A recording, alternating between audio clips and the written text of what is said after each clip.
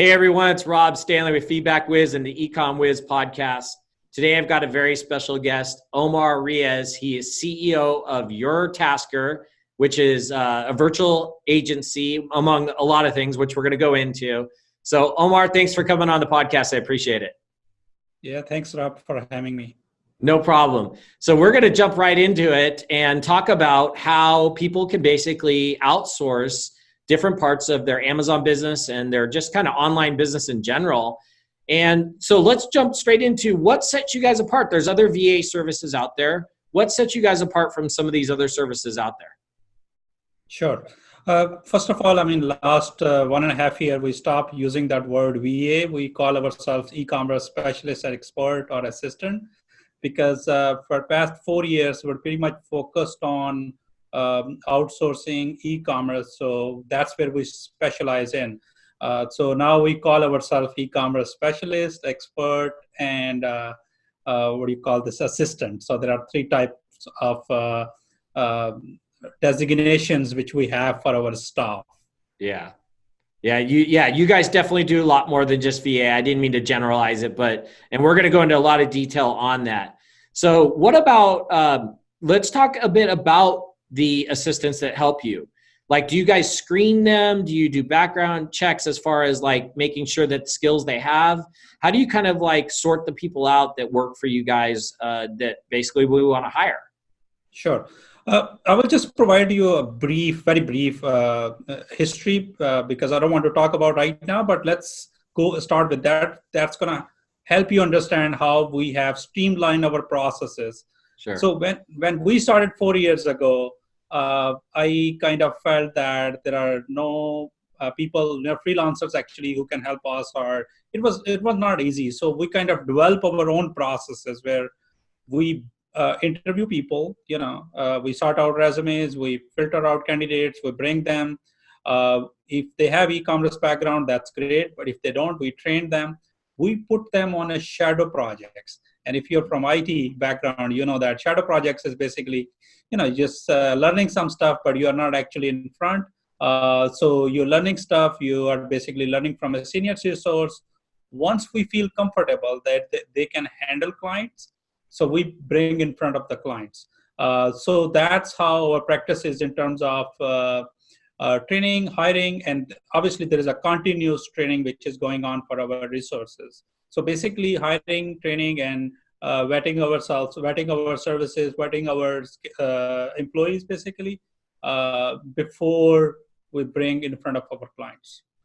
Yeah, no, that's perfect because it gives them a chance to learn it before they go in front of a client, understand, and it gives you a chance to make sure they understand what they're doing before they get in front of a client.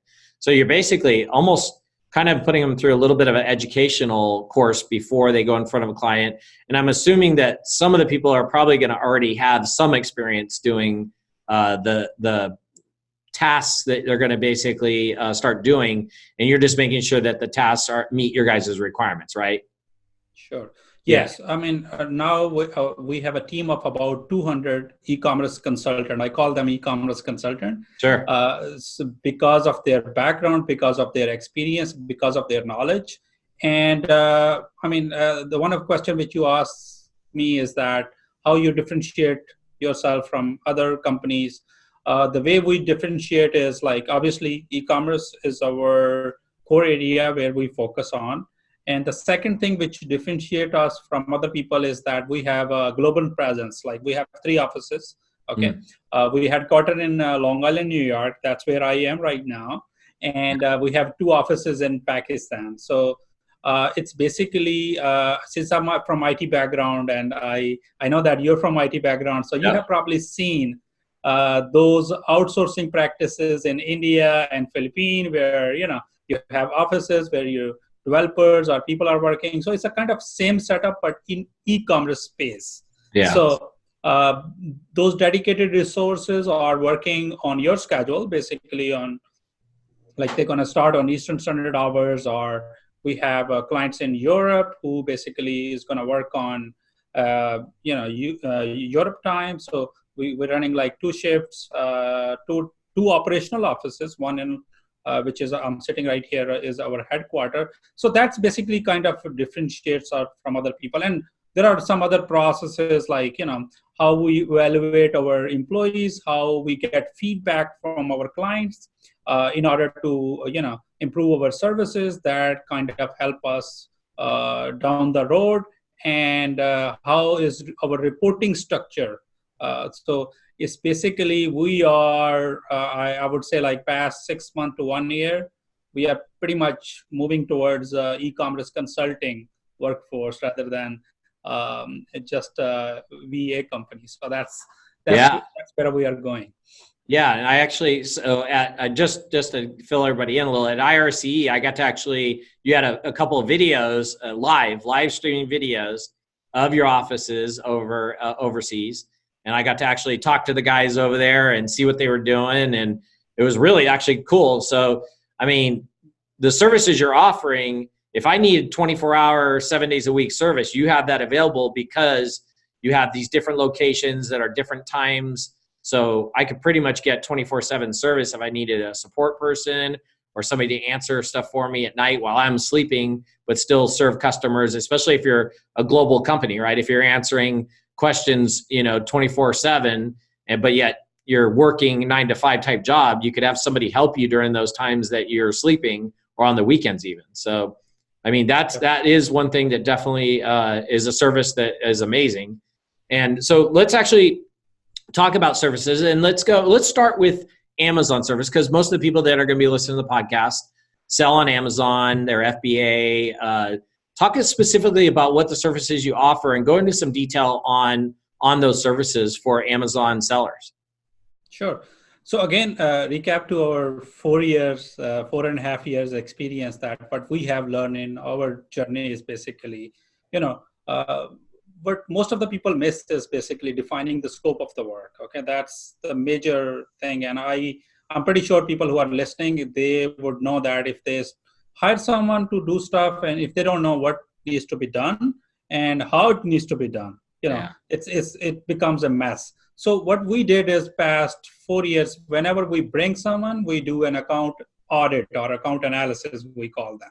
Yeah. That's a very detailed level, sometimes like more than 70 pages analysis, where we go through Amazon account and we check their listing, whether they are optimized, check their PPC, check their all the account metrics. So it's basically serve two purposes. The first one is basically tell our clients that, whether these guys know stuff, like they are claiming to be e-commerce specialists. So do they really know stuff? So that account analysis is right there. It tells us like what we know about Amazon, eBay, Shopify, Walmart. Yeah. The second thing it serves is basically it gives us a scope of the work. So now we have a scope of the work. We could basically provide them a plan, like, this is the plan. Because, Rob, the major challenges which brand owners are facing, it's not people, a lot of people are entering into e-commerce, but the major challenge for existing business owner, existing brand owners is that how to keep up with the latest stuff. Like, there are so many things which are coming up regarding optimization, regarding PPC. They are not aware of that. And I have seen like a lot of, when we do account audit, they are missing like very basic stuff, which we highlight, and we tell them like, this is the basic stuff we need to work first, and the optimization would come second. And we make recommendation as well. Like, FeedbackWhiz is excellent tool. And we do suggest people like, why don't you use FeedbackWhiz when, in order to get reviews or in order to get feedback, this is, we do recommend suggestion based on that, because we are using these tools and we know which one is the best. So along with the suggesting them different tools, we also provide them available feedback, how they can improve their presence online.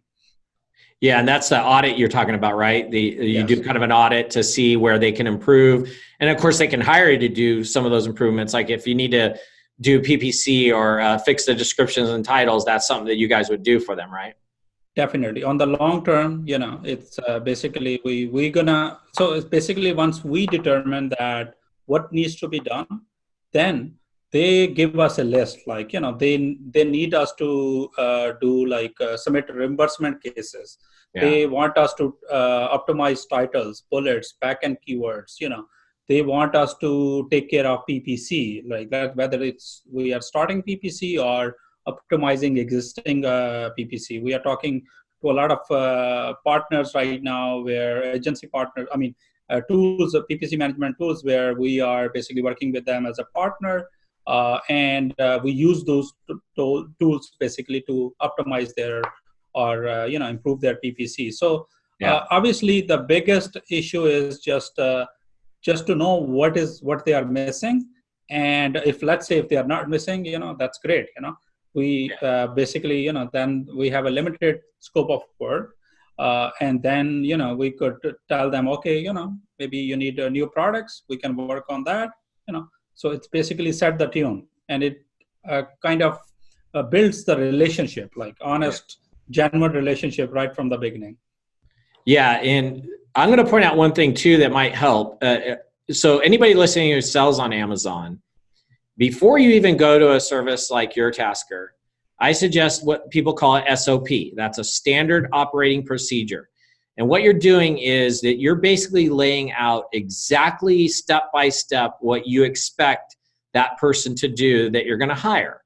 And write it out, obviously don't write it out, type it in somewhere, and then hand it to somebody, your wife, significant other, a friend, somebody, and see if they can perform that task.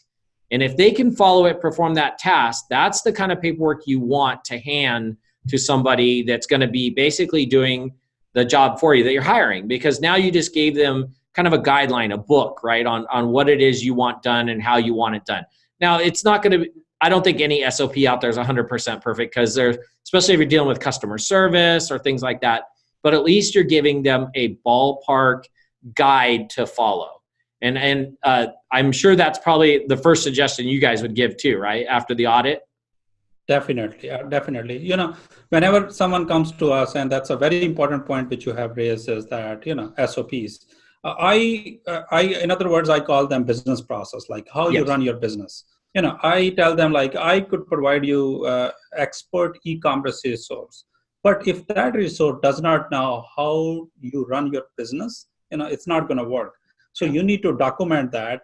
And, we have all the facilities. We have a quality assurance manager on our end, where we can help you to design those SOPs. Because what happens is, like, these small business owners, small to medium-sized businesses, if you talk about like Big 4 or Fortune 500 clients, they have, very detailed processes where they have documented everything, and that kind of help them whenever, like, in IT, you probably remember whenever there is an implementation, you just go in and you just get their business processes, like how they run their processes. So it's very important to, streamline, document, and the great tip which you provided is, maybe one of your relative or family member, tell them, if they can follow that and do the task. So that's a good way to test that.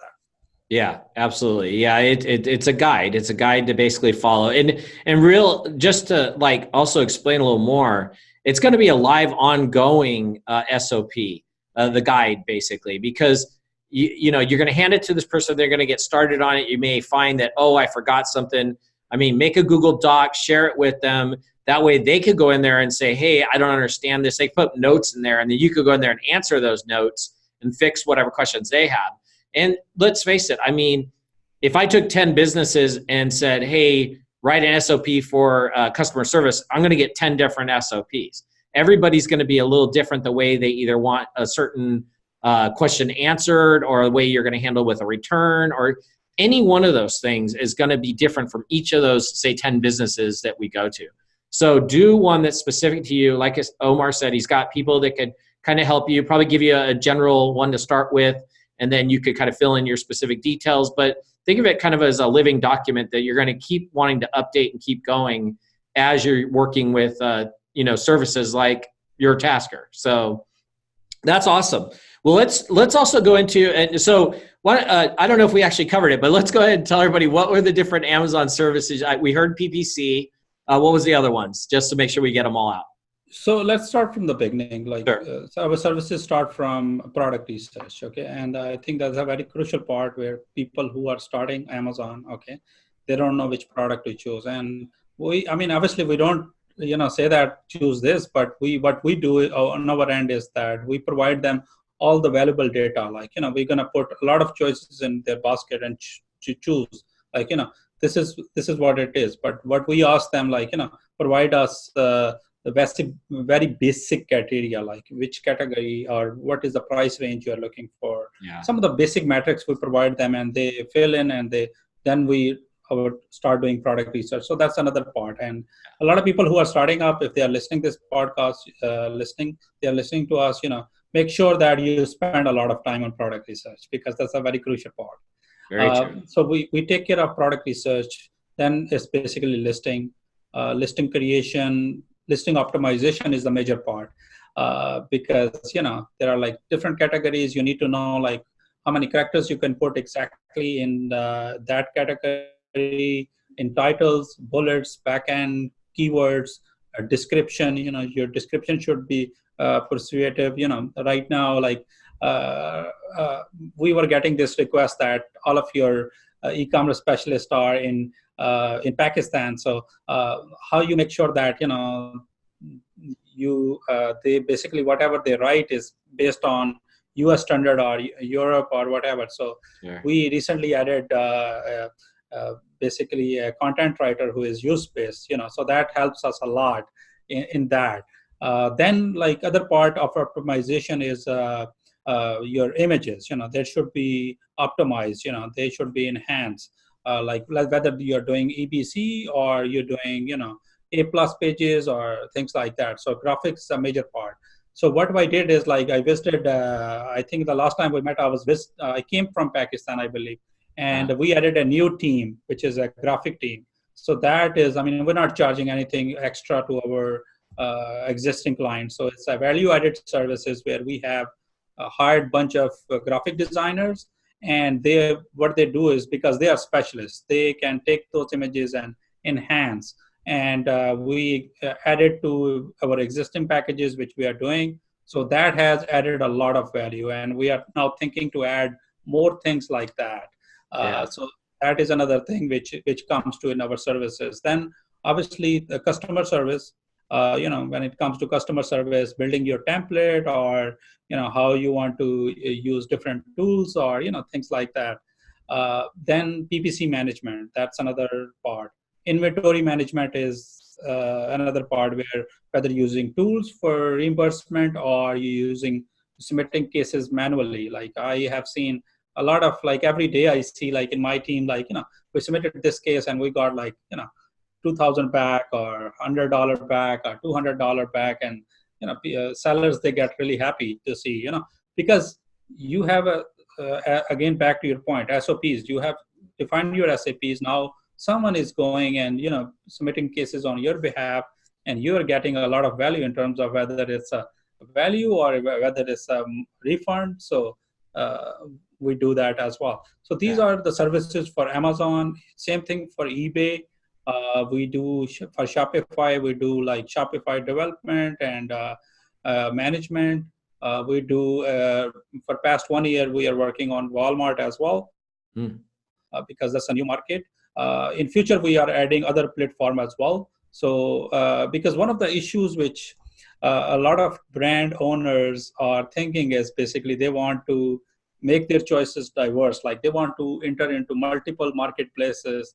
Like let's say they want to list on Walmart as well. They want to they want to basically spread their presence on different market. So we are bringing different market, basically different options for them as well in near future. That's where we are heading. But these are the very basic things which we do for our all of our existing clients. Yeah, no, that's some great services. A couple questions I came up when I was listening to that was, so not to just solely go back to the images enhancement, but like, what do people need to do? Did they take the photos themselves and send them to you guys and you clean them up?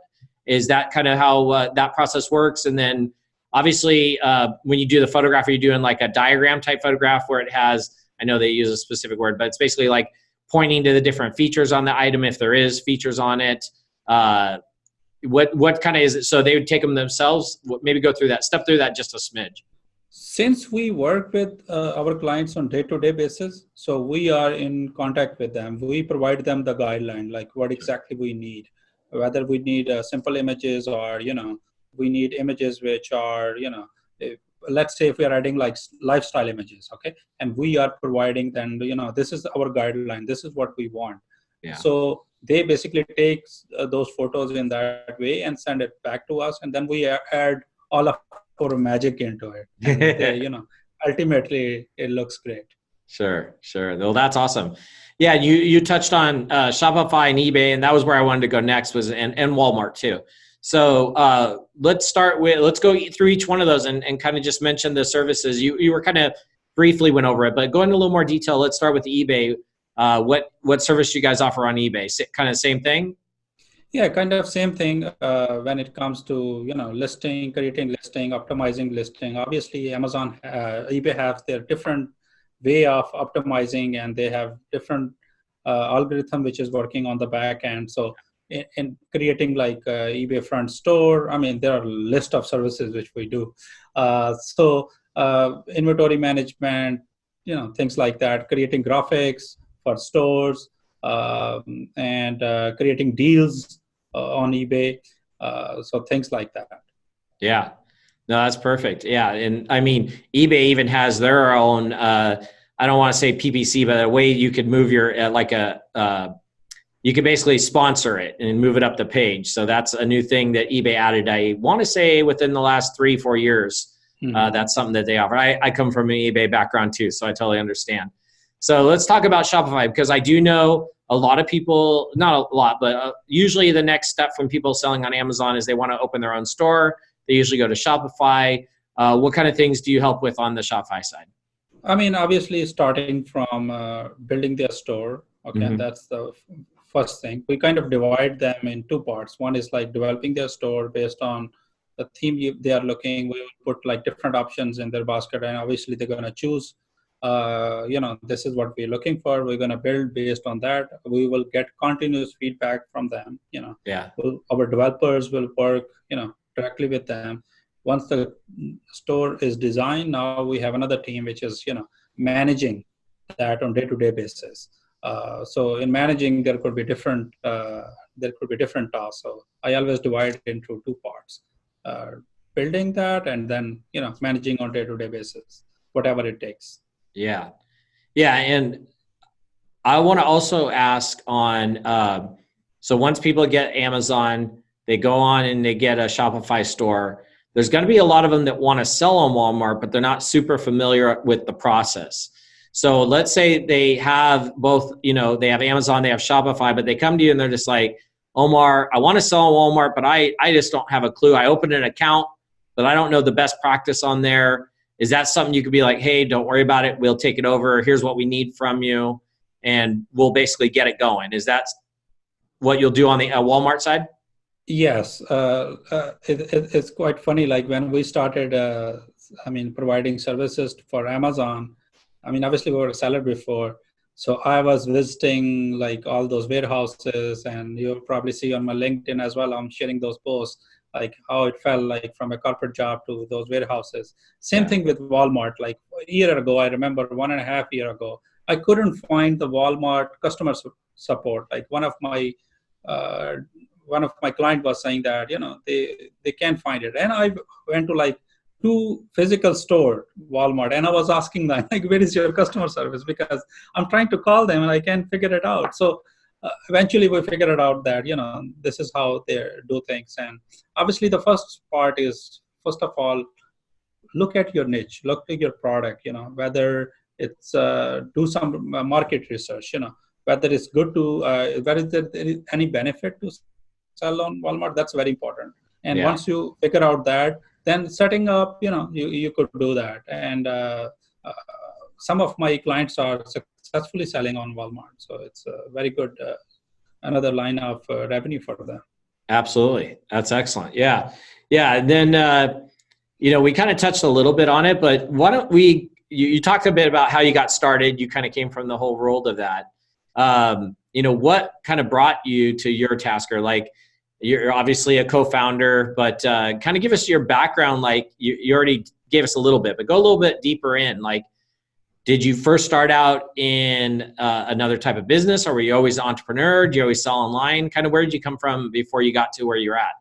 Sure. I was not always an entrepreneur. I was working in IT. I have worked at Accenture and Deloitte, which is obviously a big four. They are a big four consulting firm. Yeah. And what I was doing is, along with my partner, we were implementing enterprise resource planning (ERP) softwares for Fortune 500 companies. I worked like almost 10 years. And 5 years ago, me and my partner, we start selling on Amazon. Obviously, it was a new experience, and we had no idea what to do, how to do it.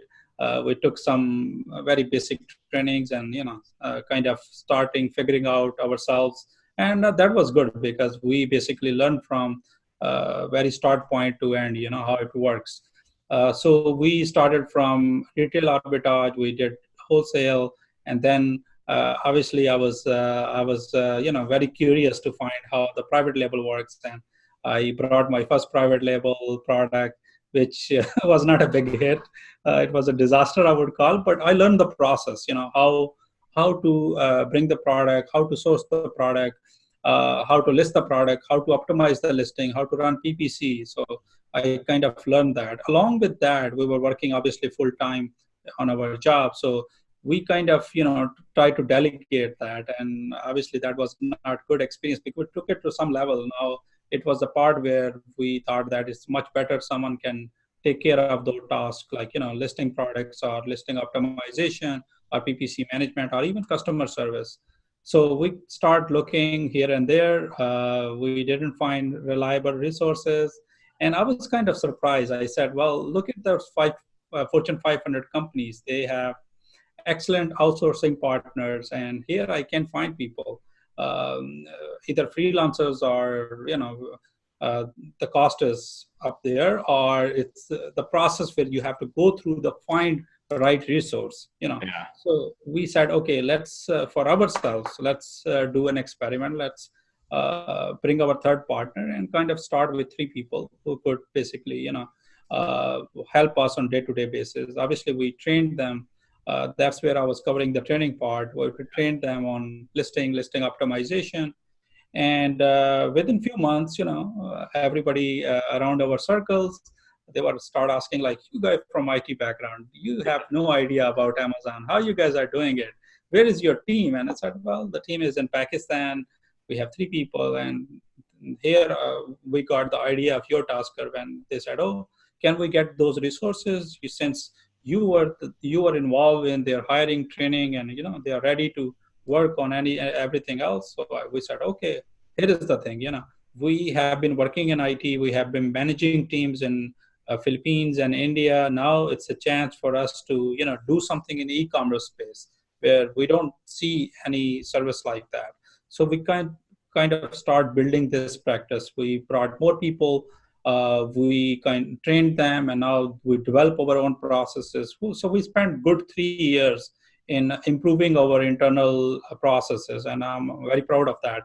So we have now, in the long story short, we have about 200 people. We are managing more than 250 brands. We almost serve like 750 small online business owners. So that has been our story. We learn from basic, and how we end up working on that. Now our path is basically moving more toward e-commerce consulting, because that's where we see the major gap as well. Like a company which can take care of multiple channels, kind of provide support to, and of course, affordable economical support to existing big business owners or brand owners. So that's what we're looking for. Nice. Well, you kind of touched on it, so let's go a little deeper. What's next for Urtasker? Like, What, is there another platform you guys are going on to? Are you looking to add any services that are not currently being offered? What's next for you guys? So obviously our focus for past 3 years has been Amazon, eBay, Shopify, Walmart. Whenever someone came to us and they said, Omer, since you guys are doing good job, our existing clients, a lot of our existing clients, can you do like Facebook ads? Can you do Google ads? Can you do work on other marketplaces? And we said, okay, let's not focus on the existing marketplace and make us like expert on that, and then we can work on that. So we receive a lot of requests. Now recently we said, okay, now is the time that we have established ourselves in these marketplaces. Now we need to add more things like Facebook ads, Google ads, websites. People want to build because a lot of people are thinking to build their brand outside Amazon. We could help them doing that, because since we are aware how their brand is doing outside Amazon and on Amazon, and how we could help them on other marketplaces. So that has been the motivation. Is basically the requirement from our existing clients and what they have been asking for past couple of years, and we were pretty much focused on these 4 channels, and now we are opening doors to other areas as well. That's our plan for 2020. That's awesome. That's going to be good. I mean, I agree. That's probably, if I'm running my business right now, I'd be looking at Facebook, look at Google ads. I'd be doing the same thing. So it's good you're listening to the people that, you're basically your clients and what they're asking. We do the same thing at FeedbackWhiz. We're always listening to what they're looking for in the next feature, what they're looking for in the next tool we're working on. Completely understand. So last question I have for you is, how did you come up with the name with Urtasker? Well, looking at different names, and our third partner, who was obviously, well, the very first name when we started our business was completely technology related. Okay. So we gave a chance to our third partner. So he came up with this name, Urtasker, that, we are basically doing your tasks, Yeah. So that's how it's basically idea of our third partner, I would say. He's from technology, law practice. So he came up with this name. No, it's a great name. I was kind of curious how you came up with it. All right. So anybody out there in the Amazon world that's selling currently, Urtasker, it's capital U, capital R, TASKER.com, Urtasker.com. Omer, I appreciate you being on the EconWhiz podcast, and good luck to you guys. And I'm sure I'll see you again coming up soon. Sure. Same here. Thank you so much for having me. All right. You have a great day. Please subscribe to our YouTube channel, and for more information, please visit feedbackwhiz.com.